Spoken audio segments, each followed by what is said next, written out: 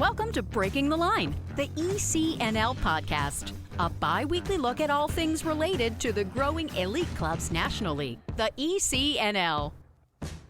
For more information on the ECNL, visit us at www.theecnl.com. Now, here's your host for Breaking the Line, the ECNL Podcast, former U.S. Soccer press officer and longtime soccer broadcaster, Dean Linke. I am Dean Linke, and it never hurts when your guest knows how to properly intro a show. This is Ben Pirmann, head coach of Memphis 901 FC USL Championship team. As a young coach climbing up the coaching ladder, I'm proud to say I've experienced so many levels of the game as both a player and a coach. Growing up, I played youth soccer for Vardar Soccer Club, in high school for Oakland Christian School, and was lucky enough to be part of 3 Big Ten tournament titles at Michigan State University. I won 2 as a player under the legendary Joe Baum and 1 as an assistant coach under Damon Renzing. Those 2 people and several others gave me the desire to pursue a career in coaching. After 8 years on the coaching staff at Michigan State and some success leading Detroit City of the NPSL, I decided to take a chance on myself and pursue the pro game. I was lucky enough to join Memphis 901 FC in the USL as an assistant coach and now enter my 2nd year as the team's head coach. And as a coach, I know that what you learn at the youth level as a player makes a big difference in taking that next step to college and even pro. I also know that I still have a lot to learn. So join me and the ECNL podcast host, Dean Linke, as I share my journey with you on this week's edition of Breaking the Line. Could not have said it better myself. So after this message from the ECNL, we visit with Ben Pirmann, the head coach of Memphis 901 FC from USL Championship. As the game continues to evolve in the United States, the ECNL remains the standard of excellence in youth soccer. The Elite Clubs National League has grown to include over 200 clubs and nearly 50,000 players across the country. With a robust competition platform for teams, educational resources for coaches and clubs, and unparalleled identification and development opportunities for players. Alongside its member clubs, collaborating to create a better future, the ECNL continues to raise the game every day. The ECNL is more than a league. This is Breaking the Line, the ECNL Podcast, and I am pleased to be joined by Ben Pirmann, the head coach of Memphis 901 FC of USL Championship, now in his 2nd year as the head coach after 1 year as an assistant. As you know, he was a great player at Michigan State where he won a couple titles. He was an assistant coach at Michigan State where he also won a title. And Ben Pirmann joins me now. Ben, welcome to Breaking the Line, the ECNL Podcast. Thank you for having me. How are you? I'm doing great, Ben. And as I look at you, you look like you could still be playing college soccer. You've got that youthful look that hopefully will never go away. But I've always liked your story. I liked calling your games as a player. I enjoyed when you went to the coaching staff at Michigan State. And then I also kind of knew, as you confided in me, as you were making this jump to the pros, that was a bit risky, but you've made the most of it. So really, I want to hear your journey. So let's start with where you grew up. Talk a little bit about your family and your early days as a youth and high school player. Yeah, I was born in the city of Detroit on the north side. I grew up in a northern suburb in the Auburn Hills, Pontiac area. Playing for a youth soccer team called Vardar was great experience for me, 11, 12 years old, all the way up through my senior year of high school. You know, I'd be remiss not to talk about my father, Wayne Pirmann. He was one of the trendsetters, especially in the state of Michigan. He more or less started youth soccer, was the first state director of coaching. He kind of started what was now considered the ODP program. So I kind of was thrown straight into the playing soccer as a kid, watching my brother and sister.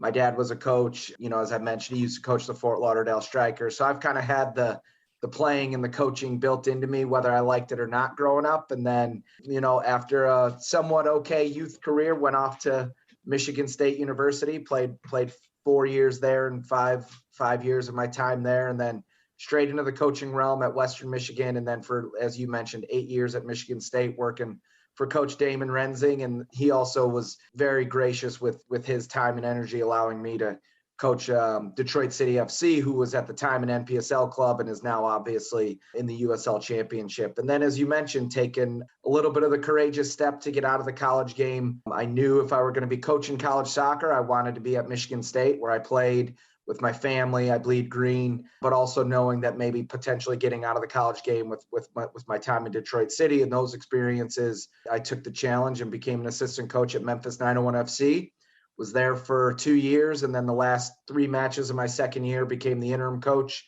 after the crazy COVID year, and then got the job full time. As you mentioned, last year we had a great year, made the playoffs.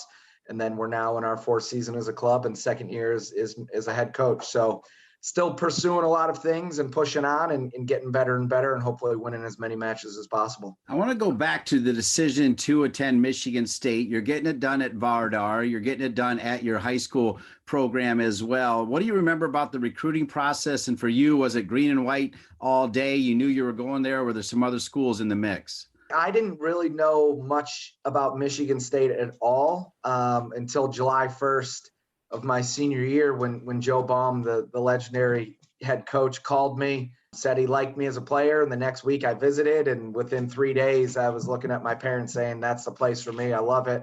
Love the coaches. Made an official visit a few months later. We looked at some other schools. You know, it pains me to say it, but I did take an official visit to University of Michigan. As most youth players in the state of Michigan do, they look at all the top schools in the state. Pretty clear from then on, after meeting with Coach Damon and Joe, that I wanted to be a Spartan. And, you know, my parents were excited for me. Just an hour and a half down the road, and we pushed on from there. As you know, I was lucky enough to come into the Big Ten Network at their launch. I actually did the first ever game, West Virginia at Ohio State, and then was able to see you in 2007 and see the amazing double-double in 2008. I want to get to that in a moment, but Ben, one thing I remember about you is there were a lot of good players on that team, but you were an instrumental part of that team. Talk about the role that you felt you played on the Michigan State soccer team under Joe Baum. Yeah, I think one thing, if you look at it holistically, the culture of soccer at Michigan State is based around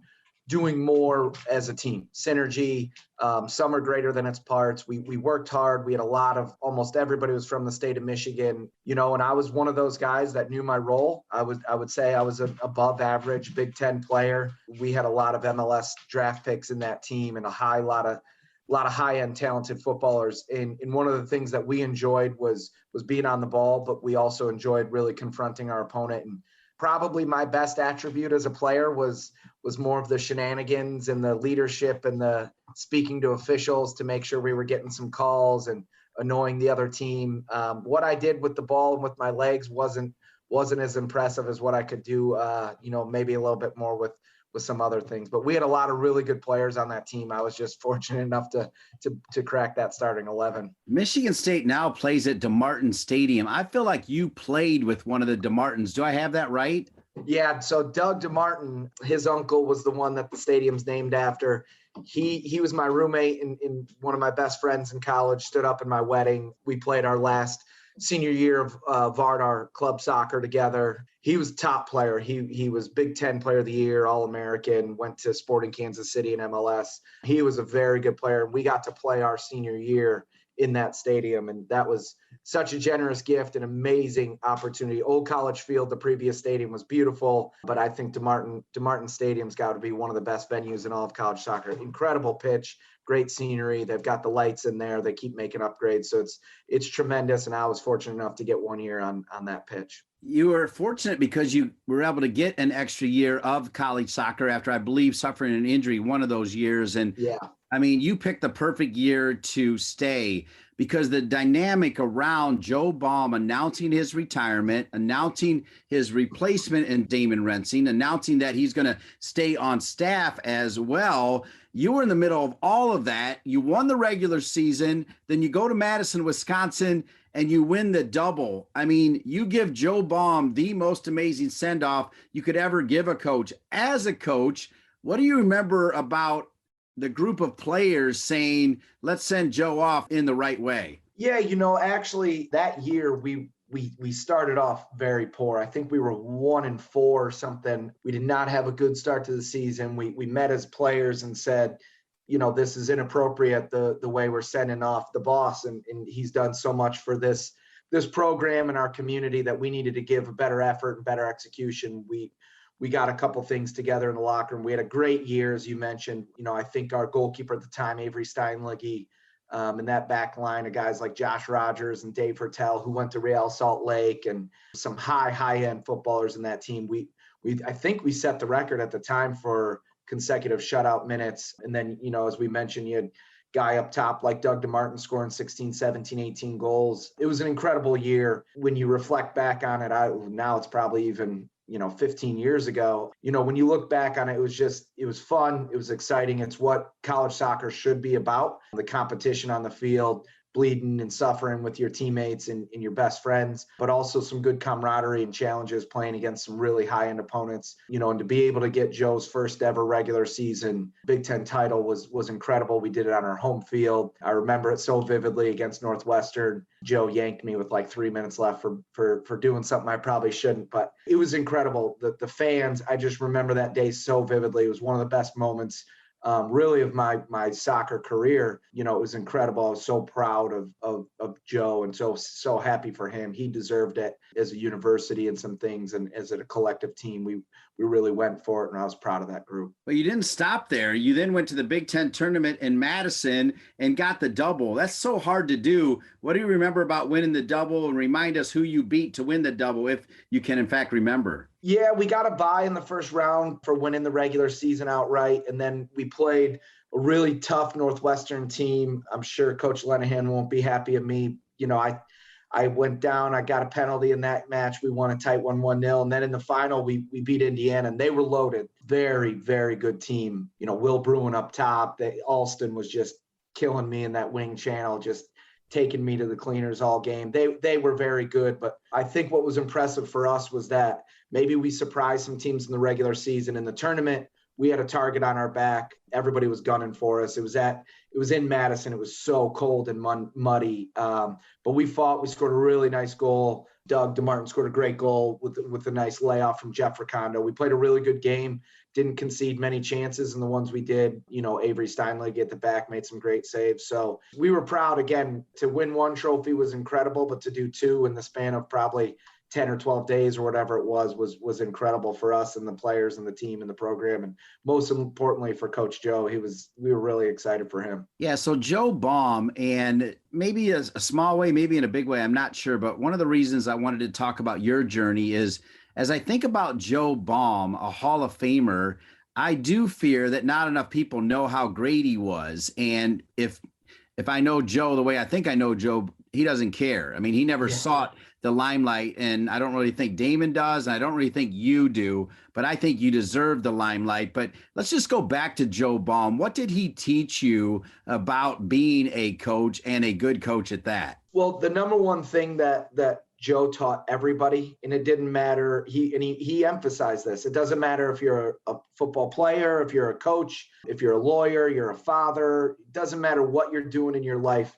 The number one thing that he made sure we always had was respect for others, respect for each other, respect for ourselves, and I've really tried to carry that over into my life. Everything I do. The one area I can be honest, I struggle with is respect for referees. I haven't learned that from Joe yet. I'm getting there in my young career, but that really filtered into everything we did as a program. Every drill we did, we wanted to respect the integrity of it. We worked our tails off. Every opponent, checking in your bags at the airport. It didn't matter what we were doing. And I think that carries over in life, as we've seen over these last few years.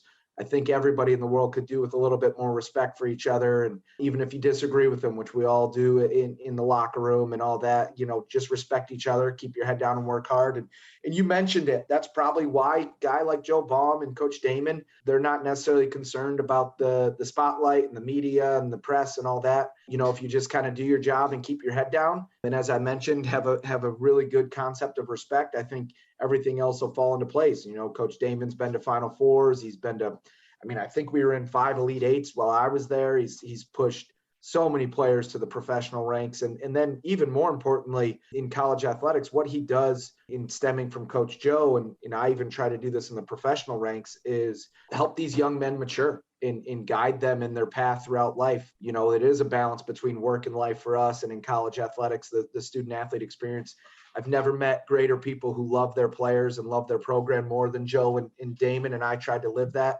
My wife and I got married in that stadium. She was a Michigan State Spartan player for the women's team. So you mentioned it. They bleed green. I bleed green. And that passed down to every single player and staff member and coach, and anybody who ever came across Coach Joe and Coach Damon. That was a lifestyle. It wasn't just words. It wasn't just talk. It was really, really lived.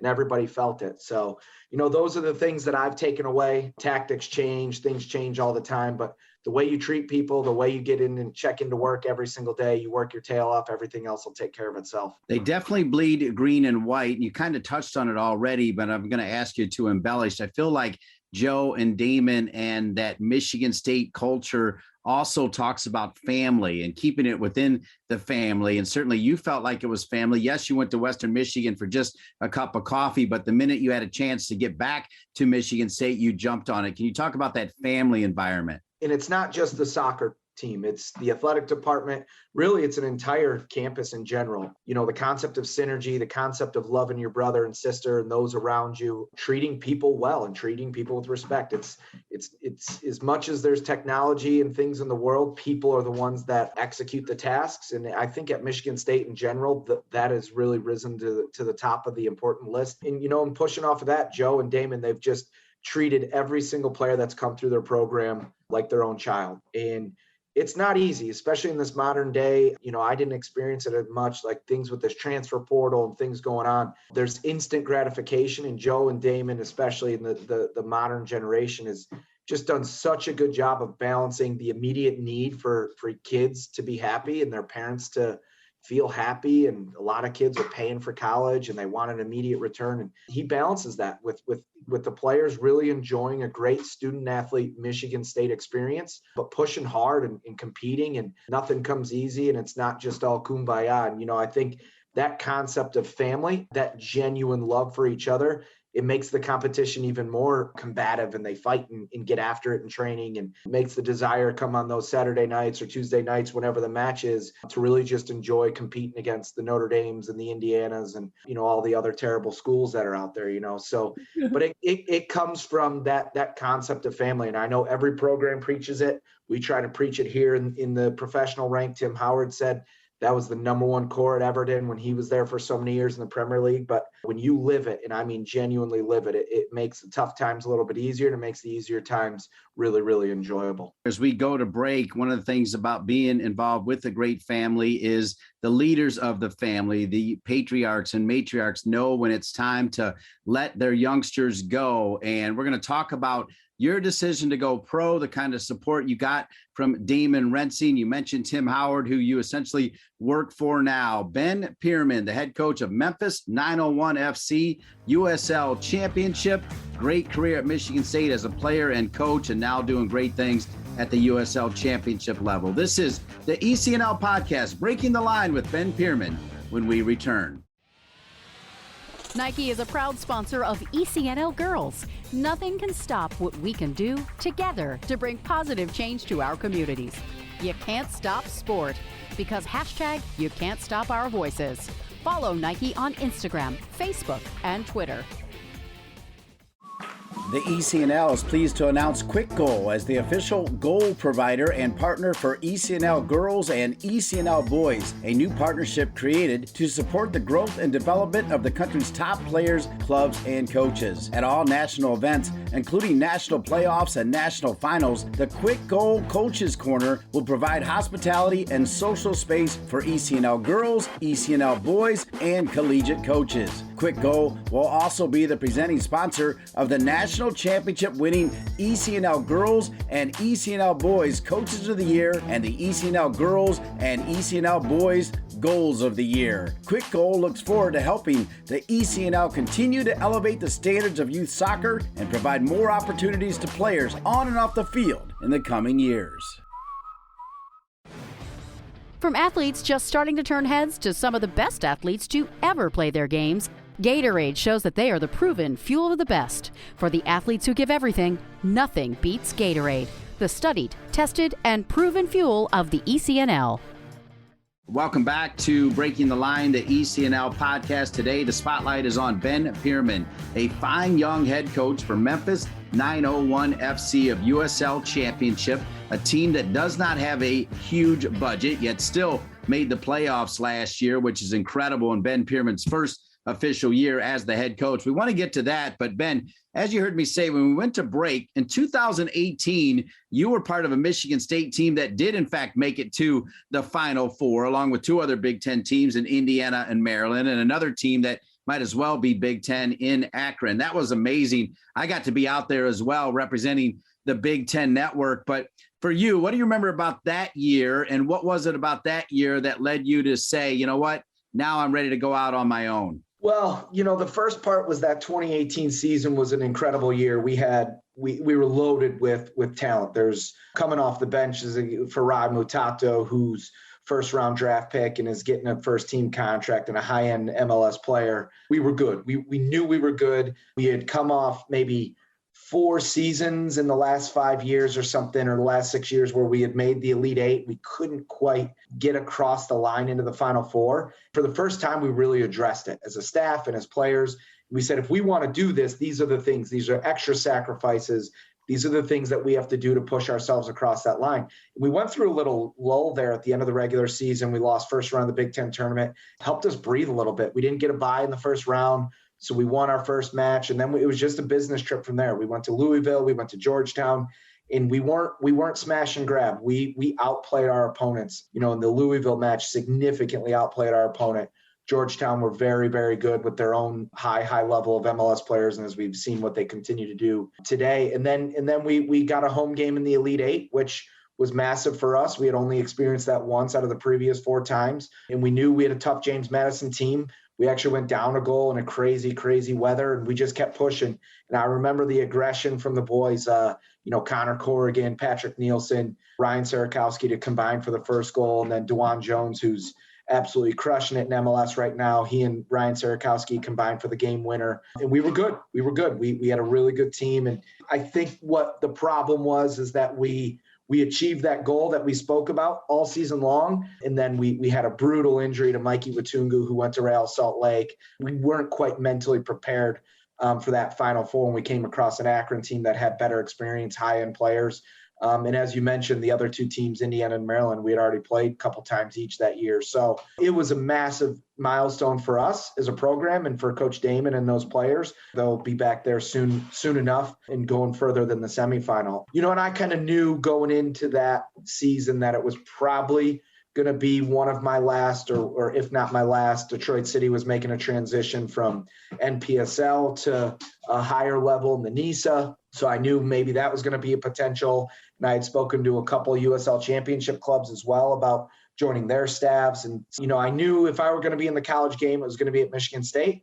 And if I wanted to take the next journey, it was going to be in the professional realm. And, I didn't want to just be a part of something to be a pro coach. I wanted to develop. I wanted to suffer. I wanted to get better. And my former boss, Tim Mulqueen, took a chance on me. I wouldn't be where I am today without him. And I'm just so appreciative that he took a chance on somebody he had never met and really didn't know. And, we were an expansion club and we've done a lot of really good things at this club, and we want to keep pushing forward. Here with Ben Pirmann, the head coach now for Memphis 901 FC USL Championship. So you make this decision, you walk in, you talk to Damon Rensing. I'm sure you've been talking to him the whole time, but what was Damon Rensing's message to you as you said, hey, it's time for me to take that next step? And by the way, for me, I didn't want you to leave because I loved having you at Michigan State, but I love what you've done so far. But how hard was that, having those discussions with Damon Rensing? It was tough. I think the first time I told him, he was busy playing Candy Crush, so he might not have heard me. But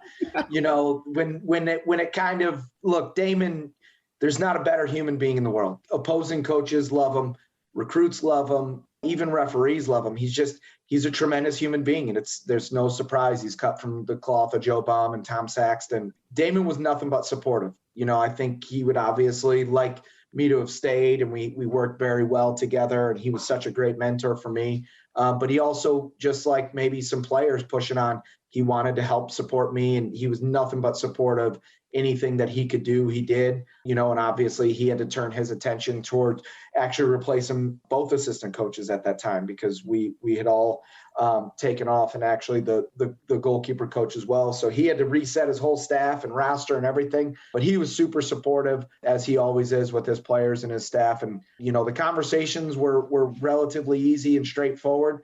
He always challenges me, even to the day, where he wants to make sure that, I'm getting better and stronger and developing and thinking about the game in different viewpoints, not just our sport, but also life in general. So, again, just very appreciative of those people that have helped me get to this opportunity. Wouldn't be here without a lot of those people, not just my great parents and my family. There's a lot of other people that have helped out in this life. It was very clear based on your early career that you loved college soccer, but I had the great luxury of talking to you a lot, that you also loved your time at Detroit, as you mentioned, and you and I talked and you're like, all right, I'm going to throw my name into the hat. I'm going to throw it everywhere. And I think you did throw it everywhere. I think you sent your resume to anybody that had anything associated with pro at any level. And you kind of already touched on that. How hard was that process, Ben Pirmann? And what do you remember about finally getting the call from Memphis 901 FC to start the process of becoming the assistant coach to Coach McQueen? You kind of reflect and look back on it. I never played professional soccer. I was a bang average to above average college soccer player on some really good teams. So my opportunities were a little bit limited. It's probably just like anything else in life. It's who you know or who you call. Tim Howard is my sporting director here. He's my boss at Memphis 901 FC. And he actually, the assistant coaching job here had fallen through with somebody else. He asked his goalkeeper coach while he was still playing at Colorado Rapids, who called another Big Ten coach you probably have on here every now and then, Greg Dalby. And Dalby said, hey, you should look at this guy. And Dalby's one of my best buddies. And it went from there. And that's how it kind of worked. But, I had conversations with some MLS clubs about some youth stuff, had some conversations with other USL Championship clubs, interviewed for the local USL League One team who was at the time Lansing Ignite. So I kind of knew something was happening, whether that was with Detroit or Lansing or Memphis or another club.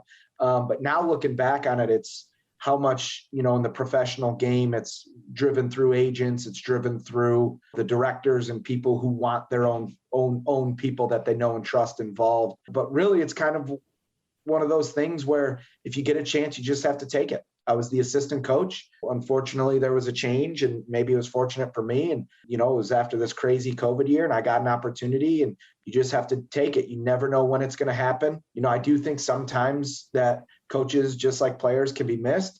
But I also think that we can't complain about our situations. When we're given an opportunity, we have to go and do everything to earn it. We can't complain about certain things we might have or don't have, or COVID this, or budgets that. There's all these barriers that can get in the way. You just got to remove those barriers, get your team focused, and go out and work your tail off for the club that you represent. And the journey to go from college in Detroit City to Memphis 901 FC in the professional full-time ranks is tough. I know there's a lot of coaches in the college game who maybe say, yeah, I want to do that or want to do that, but it's tough. It's tough. Every loss, you go to bed, you might not be sleeping for a while. Things weigh on you a little bit more. I watched an interview with an MLS coach. He coaches top team. He's their first place right now. They've been winning trophies left and right. He said, I'm 5 games away from getting fired at all times. It's just different. Every club's different. There's support, there's conversations, but it's different. It is a results-oriented business. And I wanted that. I told my wife, I said, look, we're going to suffer. I'll probably get fired a couple times. We can either figure out if this is for us or not. But, to be honest, it was something that if you're afraid, you got to be driven. You got to have the courage to put those things aside and go for it. And like I said, a lot of this relates back to my father, who's helped educate me and given me that infrastructure, both as a human being and as a football coach. And then Coach Baum, Coach Renzing, the people that I've been able to play with, all these things, candidly, even people like yourself, like it makes you grow up doing conversations as a 23, 24-year-old coach, whether it's with media or scouting reports, all these things, you got to really be accountable and tuned in at all times. So I wouldn't be where I am today without Michigan State, without Damon, without Joe, without a lot of those players that I was able to play with. And like I mentioned, people like yourselves who really have supported from day one. One of the things that I like about you that is maybe a little different than me is that when you knew that Tim Howard was going to essentially be your boss, and Tim Howard was finally going to hang up and he really didn't hang him up. He actually was on the field for a few of the games, but I remember you saying essentially Tim puts his pants on the same way I do. And I felt like you approached that interaction. I mean, he's an icon, right? I mean, that, but I felt like right from the get-go, you knew that you had to treat him like anybody else. Talk a little bit about that experience. Yeah, well, to be candid with you, he's made it easy. We talk about respect earlier. He's an icon. He's a legend. He's been around every single human being. One day we're in a preseason match and his phone rings. He says, "Hey, Moisey, how's it going?" Like, he's big time, but he treats every single person with respect, whether it was myself as the assistant transitioning to the head coach, whether it was the janitor in the stadium, whether it was the grounds crewman, whether it was the lady taking our tickets in the airport. He's a very kind, humble person, and he treats people with respect, and he's enabled me and empowered me to manage this football club. And when we chat, he has great expertise. He's not overbearing. He's not saying it's got to be this or I saw that, or hey, he even will take notes every now and then when I say something, or he's a pleasure to work for. Obviously, I think in terms of, he's a Memphian, he raises his kids here, his family's here, so he bleeds that as well. It's, Michigan State's not the only club in the world that want to push the community and the family. Memphis is an awesome community. Our area down here is incredible. We have honest workers. We have people who love their athletics, love their sports. Our venues downtown. I've lived downtown. I've really been able to become a Memphian myself, and being able to share that with Director Howard and, the people around this club has been amazing. But I also enjoy his stories. I enjoy his experiences. I could sit there for days on end and listen to his stories and some of the things he's said, whether it's about like Roy Keane or the national team, or even social things, just people that he's met and his experience he's had, because he's a very clever, very smart human being, and I just try to absorb as much as possible from him. One of the stories that he'll have that you're a part of a couple years ago, and you already said that you told your wife, hey, I'm going to try this, and coaches do get fired. Maybe we'll get fired a couple of times. And, as you know, Memphis was struggling, and the man who brought you in as the head coach, Tim Howard, and the ownership group decided that they needed to make a change. You didn't have that many games remaining. When they came to you and said, hey, I want you to see this season through, what kind of promises did they make to you? What did they say to you about those remaining games? There was 4 matches left. We ended up only playing 3 because of the COVID. We had been eliminated from the playoffs. They decided to make the transition, which is very common in professional football. And they said, look, you've got a 4-match tryout. We're going to go out and get the best coach we can possibly find. But they said, here's your interview. Here's your chance. We lost our first match. We didn't get smashed, but on the scoreline, we lost 4-1 at Louisville. Played a great game, down 2-1. They scored 2 in the 90th plus when we were going for it. But then the next 2 matches we won. We were a little bit better organized, a little bit. We only ended up having 15 guys for the last 2 matches. We were very singularly focused. And I think they saw that. And then, with the not even post, but that post first year of the pandemic, there was so much uncertainty, budgets, when's the league going to kick off? How's this going to work? It was a crazy off season. There was more uncertainty for me and my family, and for the club, and for the league, and really soccer in North America in general. We just got through it, and they made that transition to full time. But, I specifically asked when I met with the president and I met with Director Howard, I said, look, I get it. I understand, I'm probably on the outside looking in. I've got a job to do, which is to be the caretaker manager of this team. And I'm going to do the best I can possibly do. I'm going to do it my way. I said, is there any specific instructions? Do you want me to play younger guys? Do you want me to play a certain system? Do you want me to go for results? And they said, and Tim looked at me and said, look, do the best you can. We want to win as many of these last remaining games as possible. How you do it, we don't care. So, we ended up playing 3 matches. We had 3 different tactical approaches, and, we won 2 of them and had a great end of the season. We beat a rival at home, massive support from the supporters. And I think that carried into our 2021 season last year, pushing ourselves into the playoffs. We'll learn more about that playoff run and how they did it on a smaller budget as well. And then we'll also ask Ben Pirmann, as we close out our time with him on this week's Breaking the Line, the ECNL podcast, about the importance of youth soccer today in the United States. It's Breaking the Line, the ECNL podcast with Ben Pirmann, the top man at Memphis 901 FC of USL Championship. Soccer.com is proud to partner with the ECNL to support the continued development of soccer in the U.S. at the highest levels. We've been delivering quality soccer equipment and apparel to players, fans, and coaches since 1984. Living and breathing the beautiful game ourselves, our goal at Soccer.com is to inspire you to play better, cheer louder, and have more fun. Visit Soccer.com today to check out our unmatched selection of gear, expert advice, and stories of greatness at every level of the game. ECNL Boys is partnering with Puma for the second year, driving sport forward with the leading products and the next generation of pros who wear them. Puma has proven themselves as the fastest sports brand in the world, the fastest innovation, the fastest players, and the fastest products in the game. They're the perfect partner to complement the speed and talent of our teams. In keeping with their mantra of forever faster, Puma introduces the world's fastest boot, the Ultra. The only boot engineered for speed, the Ultra combines a woven upper with a lightweight outsole for direct forward motion, speed, and acceleration. It's the best in the game, designed for the best players in the game. Welcome back to Breaking the Line, the ECNL podcast. We're going one-on-one with Ben Pirmann, the top man for Memphis 901 FC of USL Championship. We just heard the story how he had 3 games as kind of a tryout for Tim Howard, part of the Memphis 901 FC club and the ownership group. Passed that test, got the job. And I got to tell you, Ben, I don't know how much betting is done on USL Championship, and I'm not a betting man, but I wish I was, because I would have put money down on Memphis and I would have made money because you made the playoffs. And I know it wasn't easy. I know you don't have a big budget. You don't necessarily have to talk about that because, you do what you got to do. But that was huge for Memphis to make the playoffs. Talk about the season and what it meant to get in.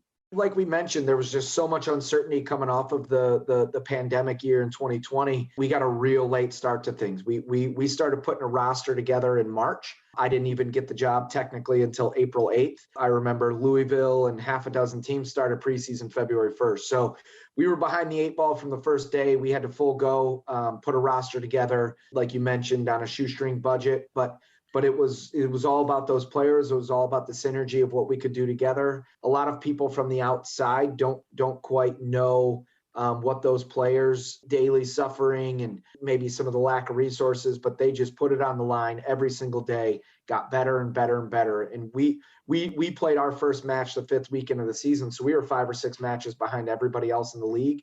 So we played catch up for about 5-6 months. And then once we finally hit that marker where we passed some teams and got across that playoff line, we played our best football. They just got better and better. They put all the noise and the barriers behind them. And we had a great year. For us, that was so important, as you mentioned, for this community, for the club, for everybody involved, especially the young footballers in this area and in this community. We wanted to reward them and our supporters and push with them. It was such a great season. And we're three matches into it this year, and hopefully we can keep pushing on and get a little bit better and get back into the playoffs. Tell us about your team this year, Ben. How did you go about putting it together? Yeah, we wanted to return as many players as possible.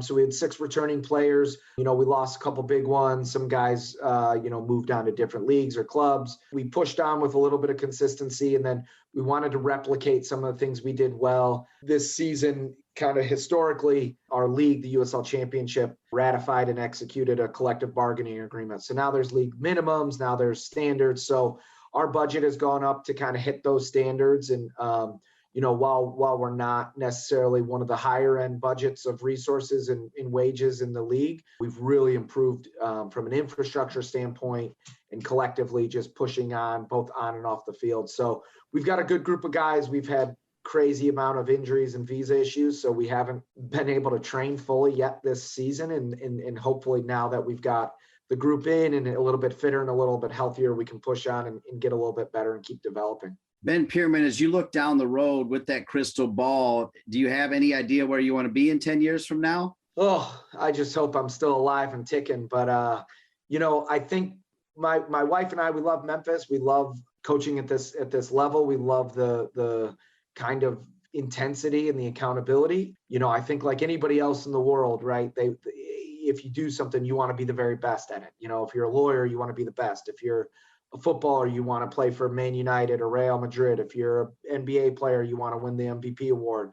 Similar for myself, I want to be the best soccer coach in the world. I'd love to be able to keep pushing on, but there's the balance of doing things the right way and enjoying what we have, and also looking, like you said, maybe into that future via the crystal ball. I think if we keep doing things the right way and keep coaching our tails off, everything else will just take care of itself. And, I think like we mentioned earlier, if we're living a good life and we're treating people well and we're doing things the right way, then we can do a lot of enjoyable things in this sport. And whatever my role is, I give it as much as I can. I give 100%. I'm focused. I try to work my tail off and I just try to get better. And wherever I am, I enjoy being there. We've loved our experience in Memphis and hopefully can continue to win here. We won our first trophy over the weekend, so we want to keep winning some more. I love that. And that's a perfect segue to the ECNL. As you know, this is the ECNL podcast called Breaking the Line. And in your final years, you guys were obviously starting to recruit ECNL players. You all know about what happened with the academy program with U.S. Soccer. So they needed great leagues to step up. And the ECNL has stepped up on both the boys and the girls. And where you sit today, Ben Pirmann, you have to know better than anybody, particularly being a longtime college coach and now coaching in the pros, the importance of having great youth soccer programs, great youth soccer tournaments where these kids can be seen, both boys and girls. And I think now more than ever, it's important that youth soccer is steady as we continue to build for the future. Yes, 100%. I think when we were at Michigan State, our recruitment model was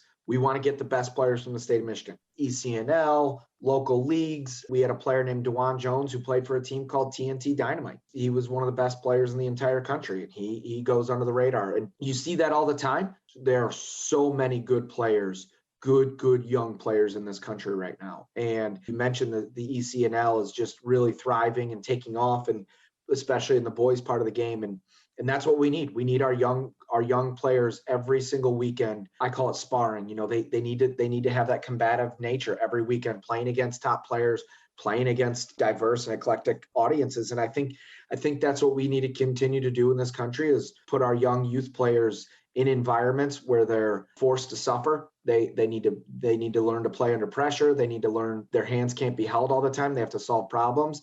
They need to learn to be very, very good on the ball. If we can manipulate the ball at a young age, a lot of the other things will take care of itself. And I think part of that is the athleticism and people growing up and physically getting stronger, but we need their minds and their footwork, their ability on the ball to really push on and get better. Here in Memphis, we have 4 players signed to academy contracts. I've already played 2 this season. We've got 1 young player who's a top little player, and he's going to be good. He's got a lot of colleges looking after him. And he's played for the local team here in Memphis. And I know the ECNL is trying to get here into our Memphis market. We've got a lot of young, good players. We got to keep pushing them on, getting them better, getting them into pro environments, making them suffer as much as possible so they can get better, challenge themselves. I call it iron sharpens iron, just constantly getting better and really, really pushing on. And the ECNL has been such a big part of that. That is a great way to close it out, as the ECNL certainly putting the spotlight on the great young players. And I wanted to put the spotlight on you, a story that I don't think enough people have heard, the rise of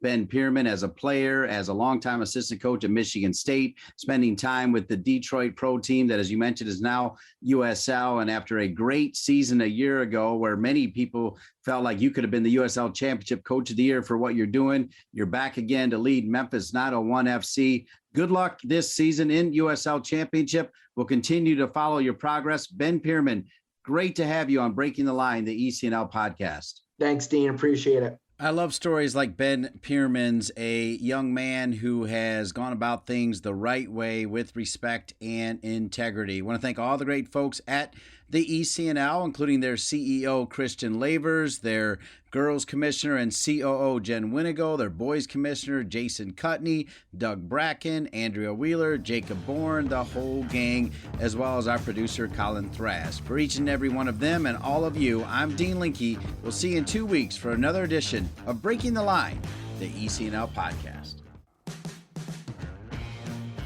Thanks for listening to Breaking the Line, the ECNL podcast. For more information on the ECNL, visit us at www.theecnl.com.